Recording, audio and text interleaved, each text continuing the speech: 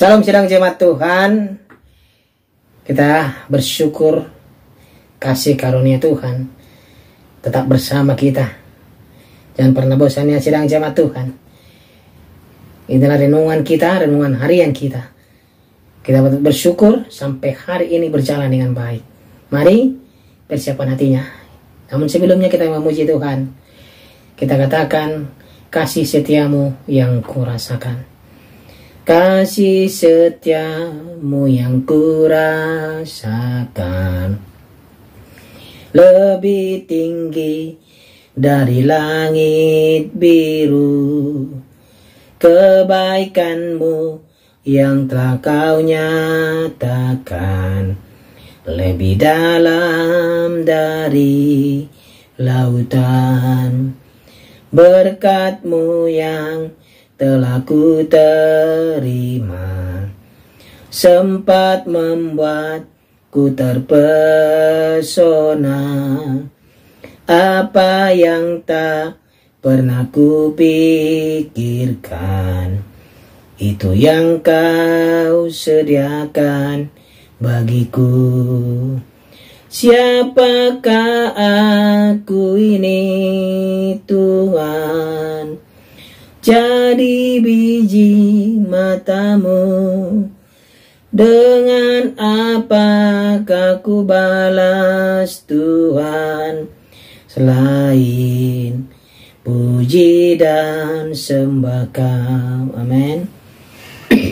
Firman Tuhan untuk hari ini dari 1 Yohanes pasal 4 ayat 1 sampai ayat yang 10 dengan perikop roh Allah dan roh antikristus.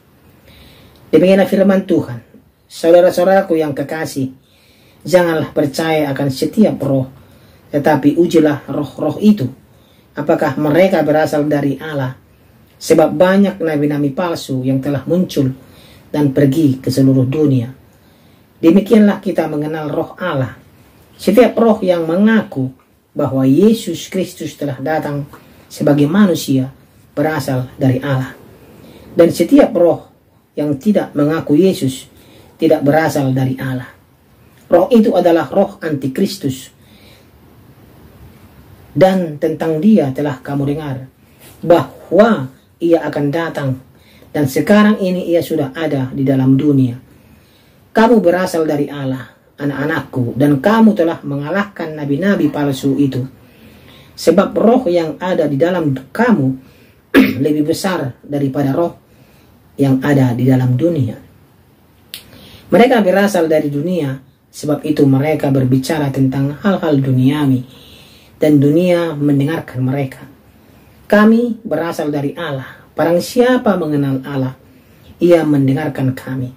Barang siapa tidak berasal dari Allah, ia tidak mendengarkan kami. Itulah tandanya roh kebenaran dan roh yang menyesatkan. Allah adalah kasih.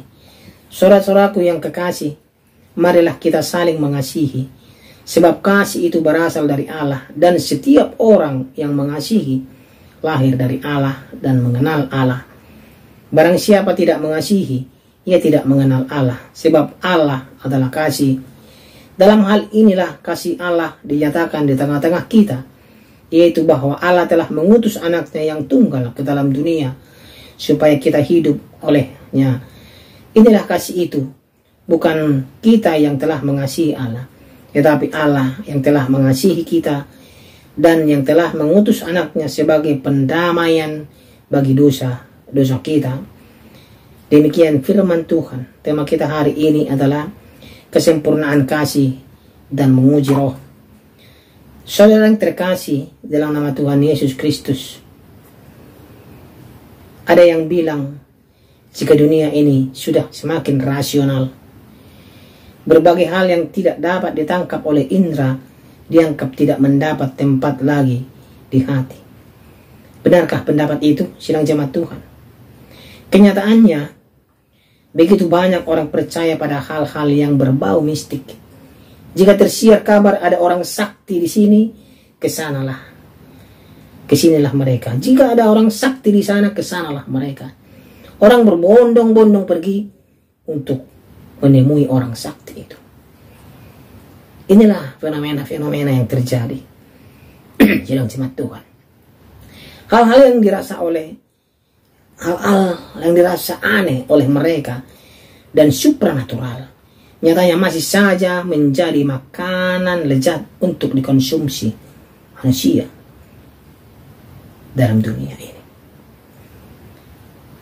Saudara terkasih, Yohanes mengingatkan bahwa ada beberapa orang yang telah menggunakan hal-hal mistis dengan tujuan menyesatkan hidup orang-orang percaya.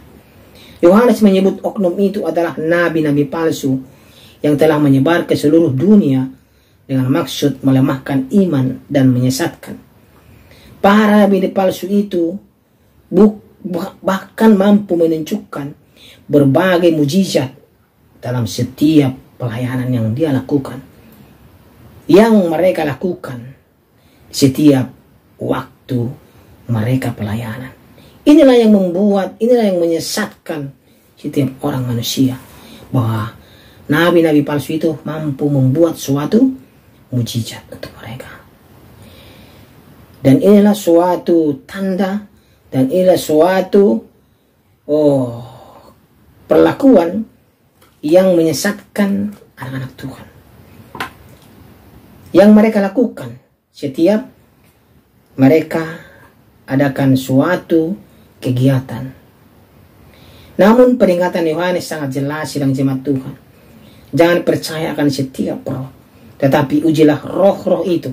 Apakah roh itu mengaku bahwa Yesus Kristus telah datang sebagai manusia, atau malah tidak mengakuinya.